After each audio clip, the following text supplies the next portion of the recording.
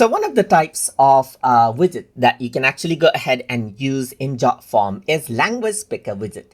So to do that, you can click on Add Element, and under Widget, you can simply go ahead and type in Language right here.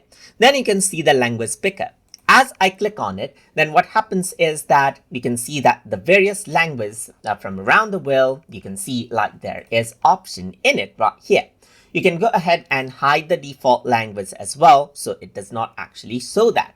So this widget is fairly simple. It's just a list of existing languages. So if I were to go ahead and preview out the form right here, as I click on it, there's different language options as you can see right here, just like this. And you can go ahead and choose the one you want and submit it out. So this is basically the language right here. So the only option you have with the widget is hide default language. So now you can actually go ahead and select out the default language, and that language will be shown right here if you were to select the default language.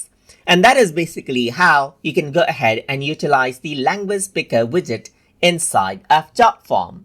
So I hope you guys learned something as always. And as always, please like, comment, share, and subscribe.